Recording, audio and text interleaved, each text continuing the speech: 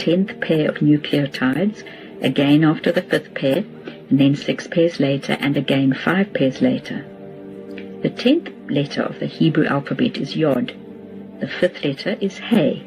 The 6th letter is Vav. Yod, Hey, Vav, Hey spells Yahweh. I will say it again. God's name is on every human chromosome. You are made in His image and sealed with the name of your Creator. Every cell in your body is hallmarked, and it is this very divine hallmark that the enemy desires to obliterate.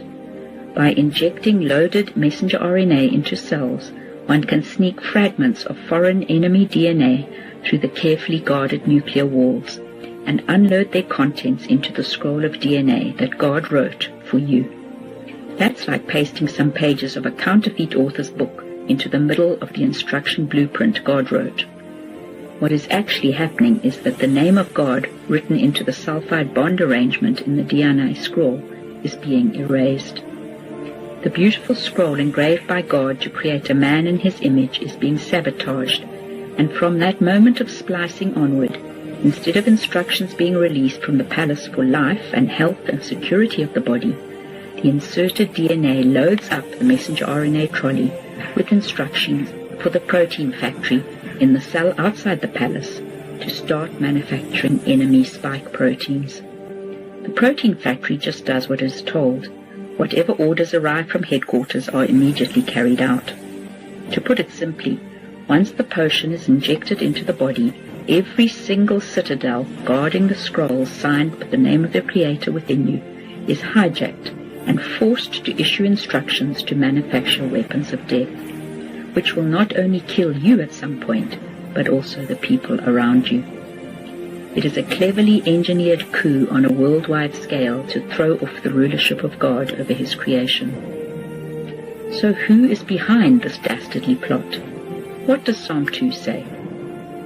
In verse 2, the kings of the earth set themselves, and the rulers take counsel together against the Lord and against His anointed, saying, Let us break their bands asunder and cast away their cords from us. The word for band means bond, halter or restraint. Is it not the carefully placed sulfide bonds that depict Yahweh's name, which are disrupted and broken asunder by the vaccine contents? The word cord in Hebrew also means entwined, rope, or thick boughs. Is the DNA not entwined like a rope?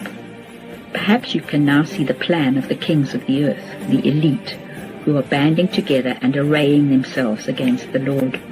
The plan is to hijack His creation, destroy His image, remove His signature, and transform the human body into a genetically modified, part human, part computer, which can be controlled externally.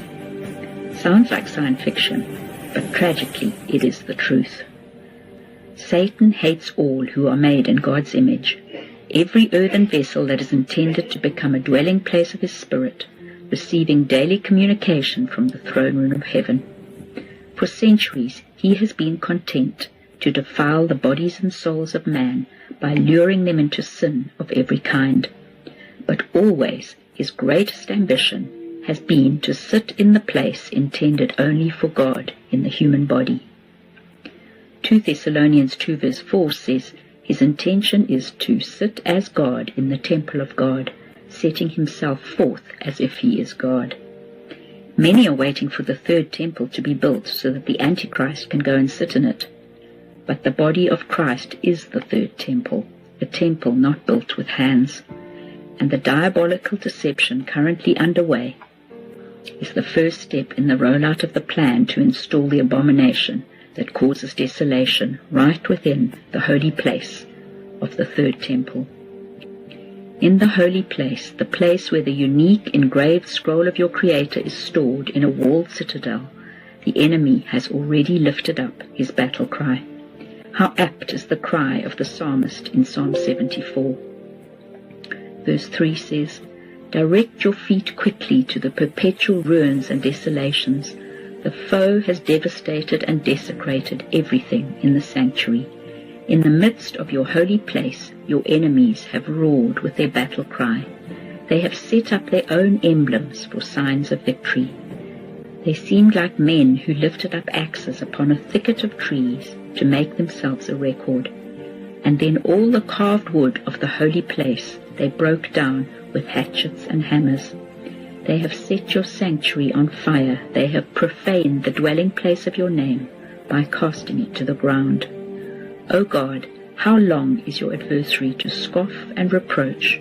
Is the enemy to blaspheme and revile your name forever? Why do you hold back your hand, even your right hand? Draw it out of your bosom and consume them, and make an end of them. They have profaned the dwelling place of your name. There is no better description of what is happening worldwide in the human body than these words. And in every nation, believers are being coerced into taking the supposed health-inducing jab. Is this not causing the great falling away described in 2 Thessalonians 2 verse 3? The totality of the scheme is to leave the third temple desolate, destroyed, overtaken, and subjugated to an ancient enemy who always coveted God's throne and the worship of God's bride.